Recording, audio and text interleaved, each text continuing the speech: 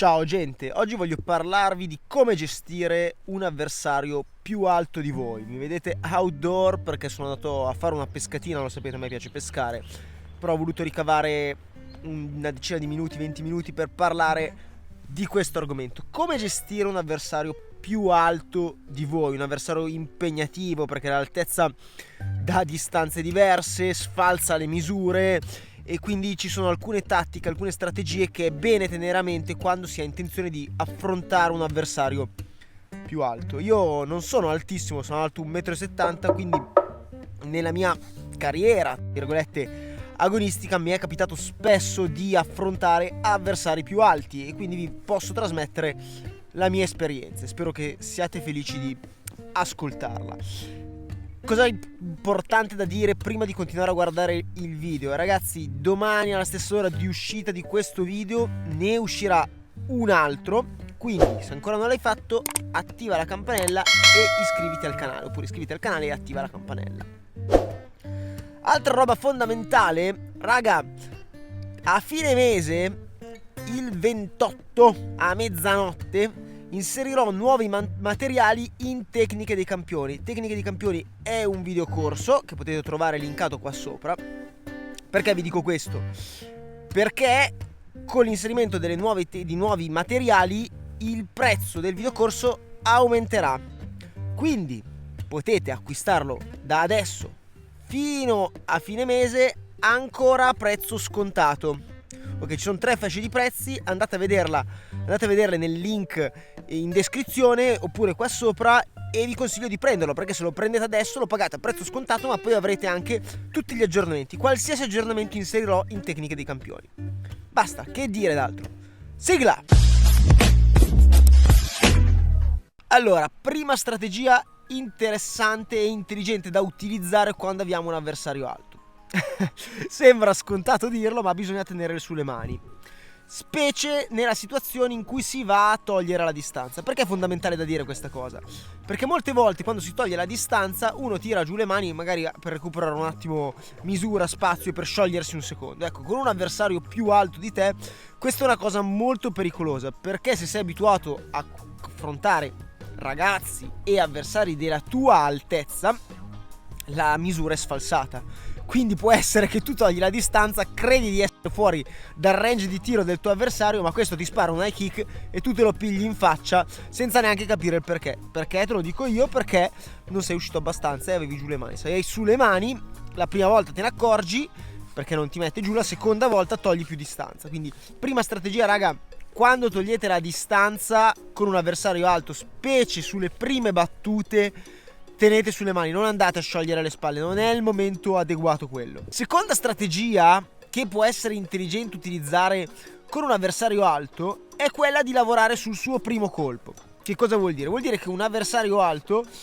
per riuscire a entrare su uno più alto di voi, è un casino perché dovete accorciare ogni volta la distanza. Se voi attendete che lui spara al primo colpo e a ogni suo primo colpo voi ne sparate almeno 2-3, vi posso assicurare che sulla lunga vi troverete in vantaggio perché riuscite ogni volta a colmare il gap di distanza. Ok? Altro consiglio strettamente legato a questo, ragazzi, con un avversario più alto di voi dovete avere tanto volume di colpi, specie con le mani. Secondo me è una buona cosa avere tanto volume di colpi con le mani, perché accorciate la distanza, le vostre braccia ovviamente sono più corte delle sue che è più alto di voi, quindi se voi lavorate alla vostra distanza di mano con tanti colpi, lui non riesce più a riprendere la misura. E perché è importante fare tanto volume con un avversario più alto di voi? È importante fare tanto volume perché ogni volta che finite l'attacco e togliete la distanza, poi dovete rientrare e per rientrare va ricostruita la distanza. E se per ricostruire la distanza dovete aspettare il suo colpo, prendete dei colpi inutili e non è detto che questo lavori con un colpo, oppure non è detto che voi riusciate a rispondere subito al suo primo colpo. Ok, può anche essere che lui è rapido, spara subito, spara di volta in volta 2 o 3 colpi per volta e voi non riuscite a prendergli il tempo. Quindi ragazzi, una volta che avete preso il tempo, lavorate, cioè state dentro al casino, ci vuole un sacco di fiato, lo so, ci vuole un sacco di ritmo, state dentro al casino, mettete un sacco di colpi, tanto sulla corta distanza lui non può fare niente. Se chiudete in clinch, fate un clinch attivo, non rimanete inattivi, perché sennò l'arbitro vi separa, e se l'arbitro vi separa è evidente che poi dovete ricostruire la distanza e è di nuovo un casino. Quindi queste sono alcune strategie. Un'altra cosa che secondo me può essere intelligente da fare con un avversario alto è il fatto di lavorare al corpo.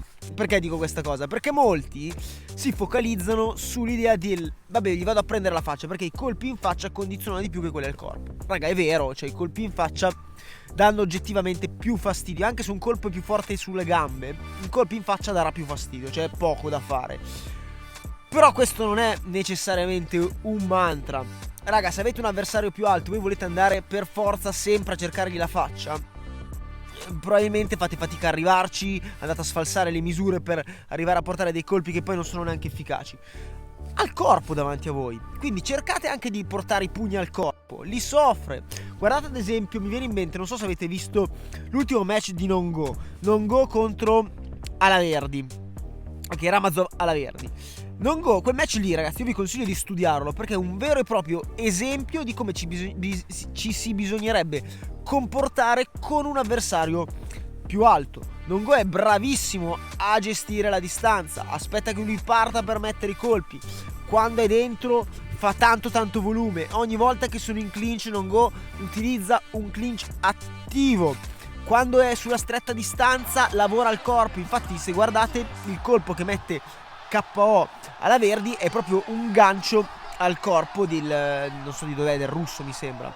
Nulla che dire d'altro, spero che vi appuntiate questi consigli, che li proviate questa sera in palestra. Stasera quando andate in palestra io vi do un consiglio: cercate il compagno del vostro peso più alto di voi e girate con lui.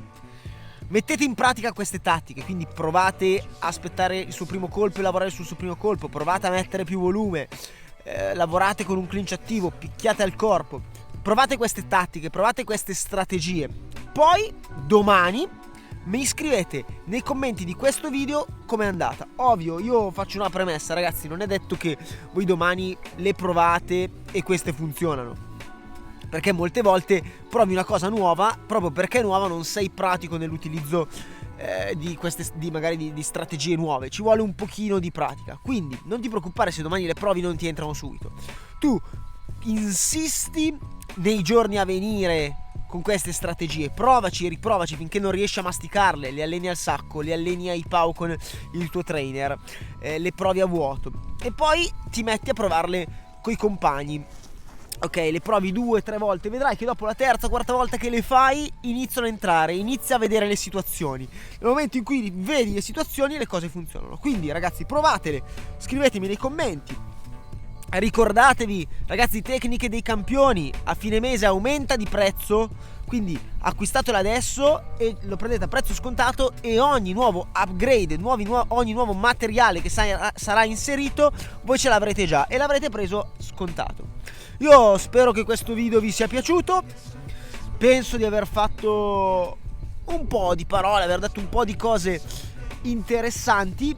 Vi consiglio, ragazzi, di andare a vedere il match di Non-Go contro Alaverdi, perché è un vero e proprio esempio di come un avversario può affrontare, di come uno può affrontare un avversario più alto.